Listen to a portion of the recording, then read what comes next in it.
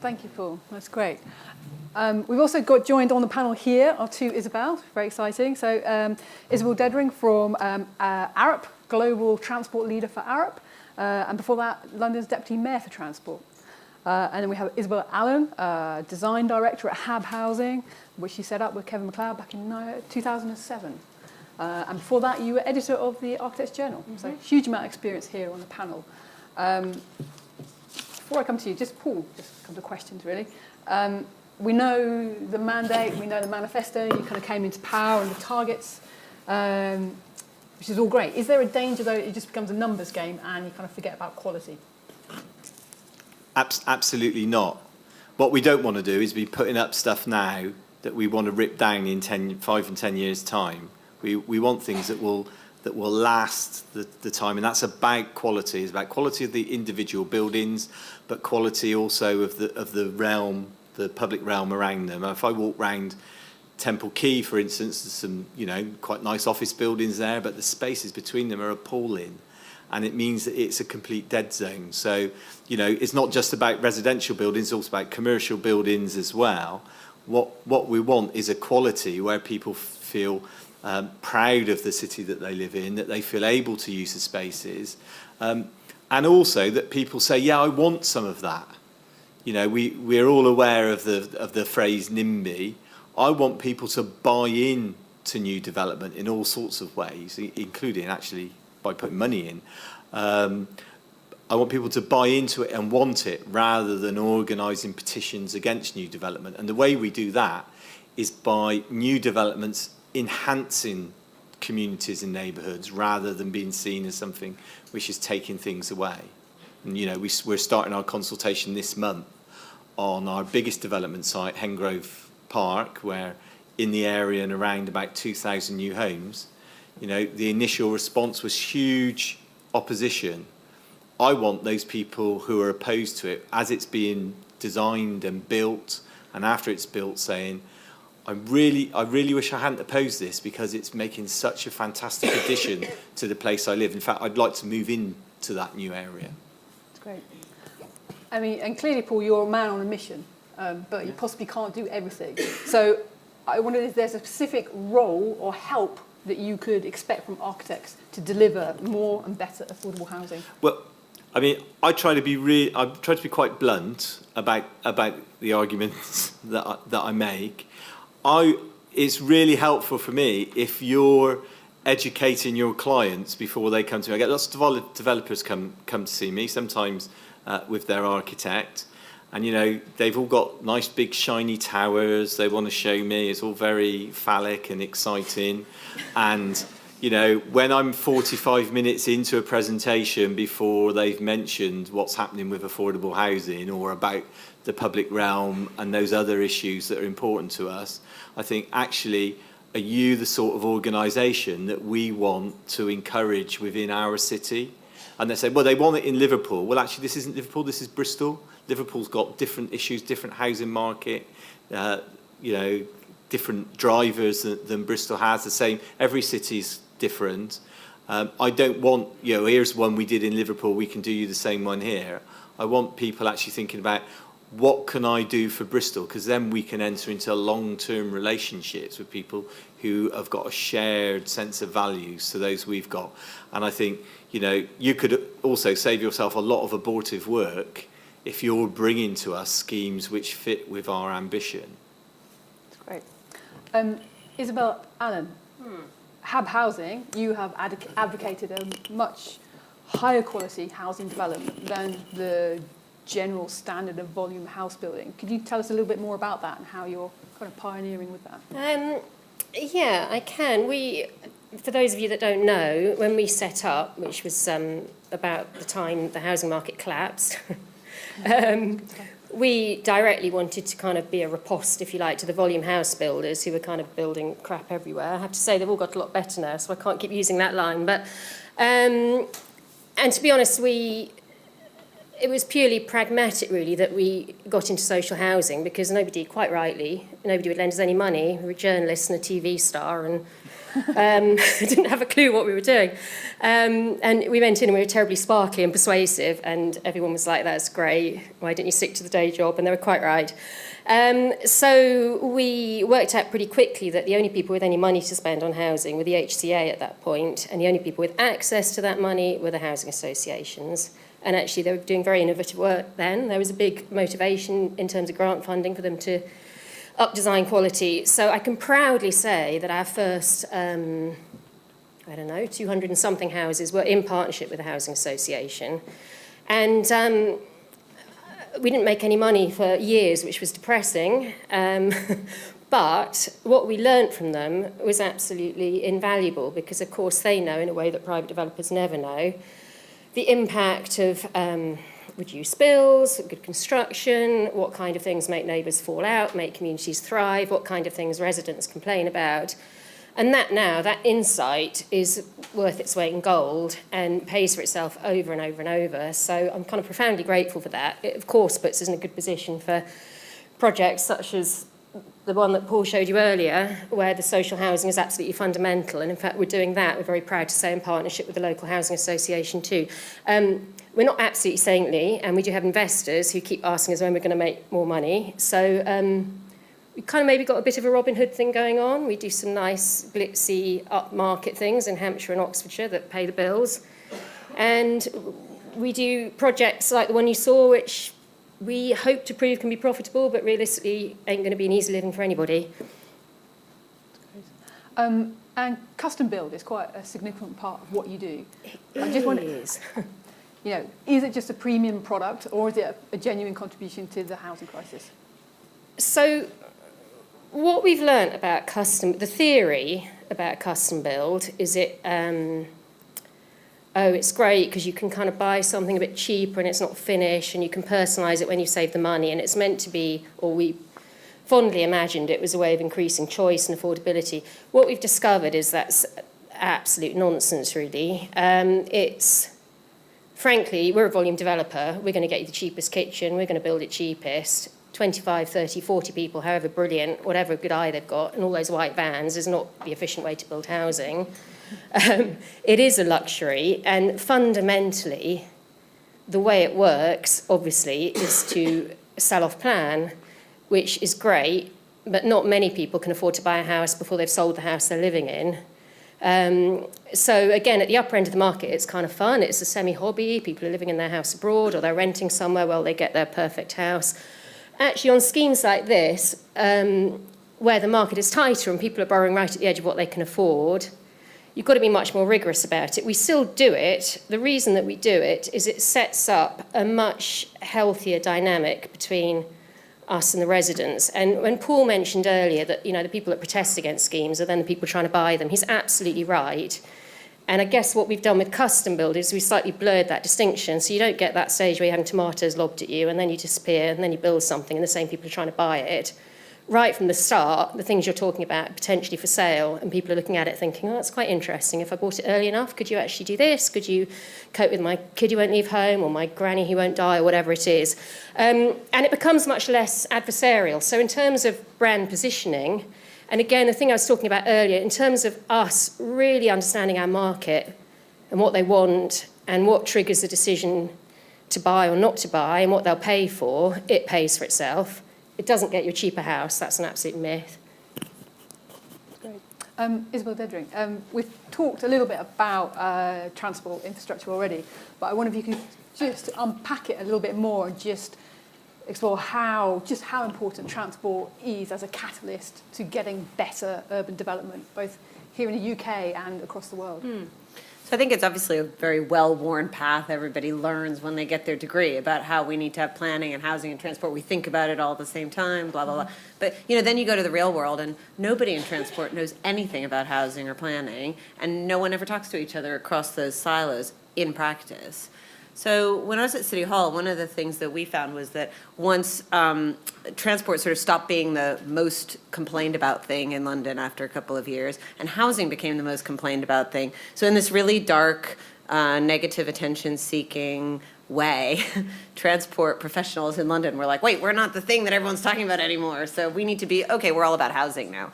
But it was a serious point because suddenly housing became by far the top political issue in London. We didn't have a solution to that problem. In the London plan, about 50% of the growth of the city over the next 20 years was supposed to happen in the opportunity areas, but the opportunity areas were usually not growing and not being developed because they had poor transportation. So we put in place a number of different systems to push the housing, planning, and transport people together into one place, get them to actually talk to each other. And sometimes, most of the time, it was as simple as getting the key protagonists from the guy who owns the land, the borough, Network Rail, TfL, City Hall, around a table together once a fortnight just to push these schemes forward. So actually, the fact that transport's got a pretty significant financial crisis at the moment in this country, as well as in many other places, and that there's a crisis of housing in a lot of places, is an opportunity because the two need each other. Otherwise, there isn't going to be a solution on either side of the fence. So whether that's Bristol Temple Meads or other sites, there's hundreds of sites like this around the country where unless we can come up with a solution that is also going to provide funding into the transportation schemes in many cases, potentially, that is one of the things that you can put on the table, then the transport schemes aren't going to come forward, but nor the housing schemes. So actually, I think the sort of lack of funding is creating a very significant, but actually very useful forcing device that's bringing those two disciplines together. And if you do get it right, beginning to kind of bring those things together in kind of London, what's the prize? What does it really enable you to do? Yeah, well, that's what's so interesting about it is because the two have to rely on each other financially, you have to create structures of working together that are much closer because you have got to, either you have a joint venture or an SPV or a way of working like we had when we did the Northern Line extension to Battersea. There's a very significant amount of joint work between the senior people in the boroughs, the developer, TfL, et cetera. And as a result of that, because we were financially having to construct something together as opposed to just to sort of do a plan together, but then everyone can kind of do their own thing.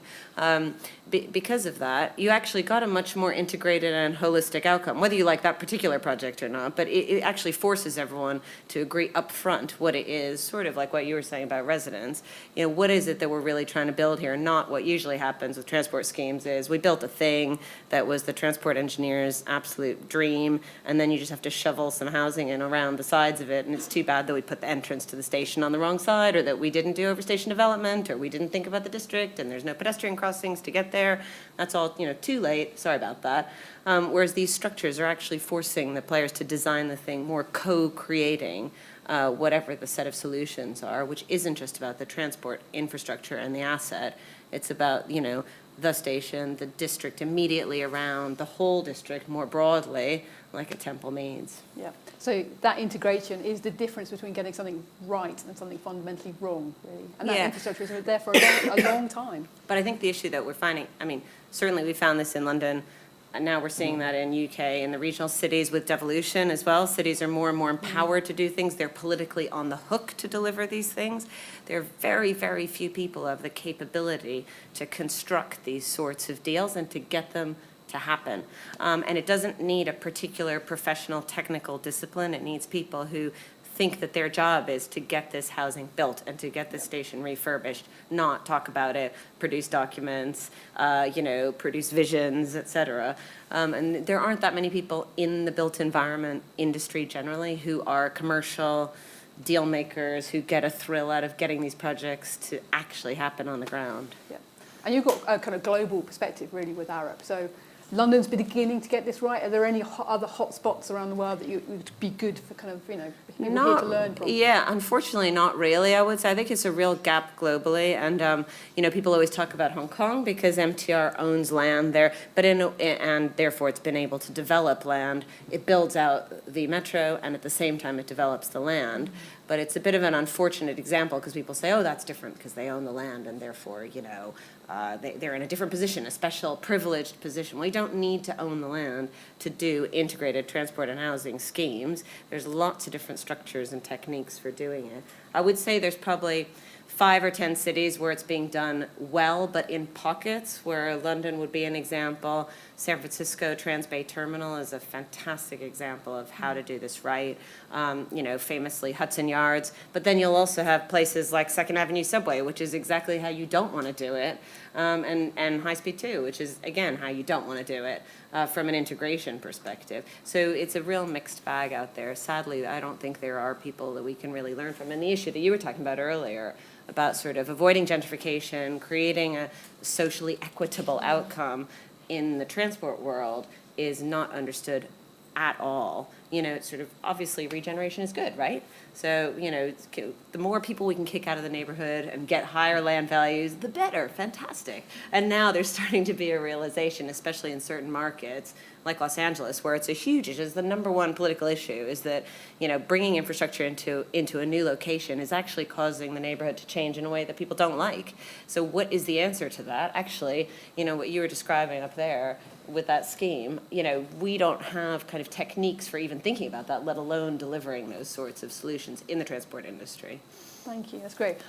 We've got about 5 minutes. Just want to open it up to any questions from the floor. Just going to stand up. Again, if any woman puts their hand up, they get automatically to the front of the question queue. I can't tell there, actually. But there's a question at the back. Here we go. Can we get a mic or shout, and I'll repeat the question.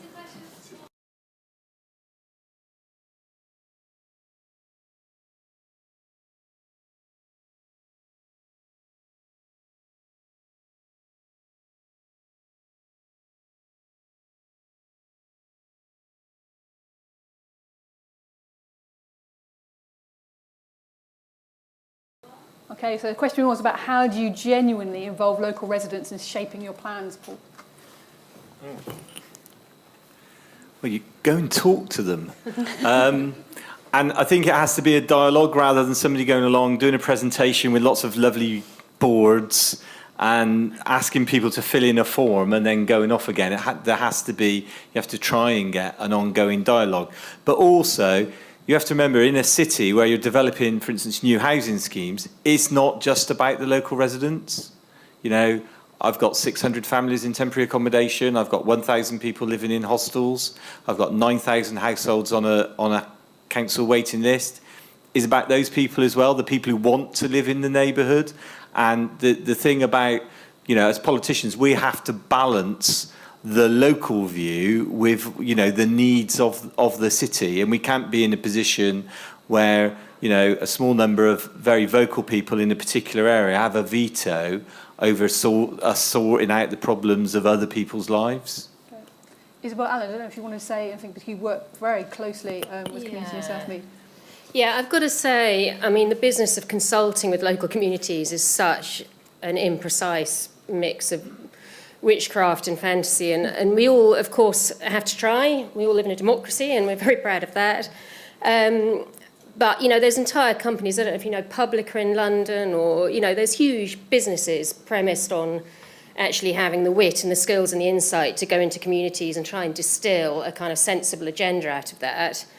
But the reality, as Paul says, is there are a few people who like the sound of their own voice and don't have much to do, and will turn up to everything and be very vocal and articulate and get all their friends to sign petitions. And then there's the great mass of people who are kind of doing their job or feeding their kids or something and actually have got something better to do, like they're watching Strictly Come Dancing or whatever. They're not coming along to a town hall. And you do it in whatever ways you can do it, but at the end of the day, a lot of what you're doing is on a hunch, really. And for us, you know, there's a great big focus, which is we have to sell our houses at the end of the day, or we're not in business. And, you know, unfortunately, the residents have probably a bigger say than everyone else. So, for example, before we sold houses, when we were doing 100% social housing, we would consult till kingdom come, and we would work with housing associations with incredibly sophisticated community, you know, ways of working with the community. And we were much more adventurous in terms of things like sustainability and green transport. And we were absolutely convinced that you could persuade people to use car clubs and all the rest of it. Well, the minute you're selling your houses, you know that if people can't see their car outside their window and they can't have two other cars on the drive, they're not going to buy it, and that's that. So it brings you back down to earth, and it makes you more conservative than you might want to be, but that's the reality of it. So I think, you know, we should never stop trying. But it is probably what you're taught to do as a student is no more academic or arbitrary than anything else, really. Isabel, do you want to say something? I was just going to say really briefly, I mean, I led on a lot of big projects, like big transport schemes that involved housing when I was at City Hall. And we had lots of experiences that were, really bad and how not to do it, and lots of experiences that were really good how to do it. And, you guys probably have more experience of this than I do. But what I found, the ones that worked well, and also meant that the program was delivered on time and on budget, which is what a lot of, serious decision makers really care about. They don't actually care if people are consulted or not. They just want to know that the thing isn't going to cost any more and isn't going to be delivered 2 years late. And the projects that we did proper consultation on were delivered on time and on budget usually, and the ones where we didn't do it right, it didn't work. And that's part of the issue, is that a lot of senior decision makers don't really take this to heart. The one thing I would say from my experience was the more you can start with a blank piece of paper, the better. You always think, look at my beautiful picture. They're so beautiful. Nobody could fail to be overwhelmed with the amazingness of my amazing scheme. And it's like what they actually want to do is sit around a table, complain about all the things that are wrong, draw pictures of what they'd like, take that away, come back with something that they'll all be able to see, a tree or a curb line or a crossing that they designed themselves. And that was always much more effective as long as we set the parameters, like, this is happening. It's all about how it happens, not about whether it happens. That was always much more effective. But most people in the built environment find that quite scary, Like, I'm here to, tell you how great it's going to be, not listen to how great you think it might be. Great. I mean, actually, Melissa, you're the person who can answer this question, aren't you? Yeah, well, I completely get it. Yeah, anyone can come and have a visit to Knoll West, and we can show you how we do it in Knoll West, which is very bottom up. It's very emergent, and it's not about importing solutions from the outside. You will probably find the answer among the people who are there. So absolutely, I would agree with that. Final question before we go for the next session. Everyone happy? Right, two like there and there, and then you can respond to which ones you like. Go, Pippa.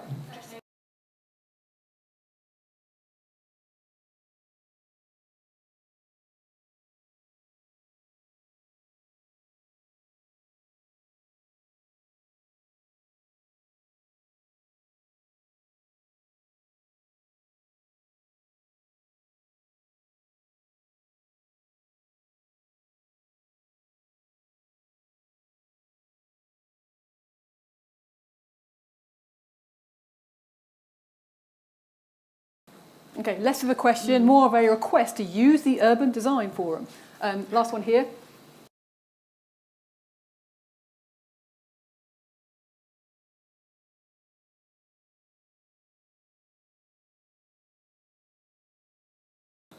So question for Paul about how do we get the land out and used more quickly?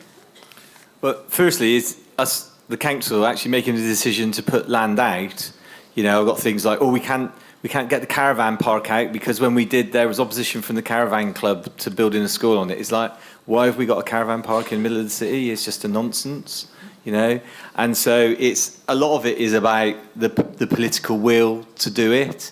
So I'll be bringing quite a few sites out over the next few months and hopefully years.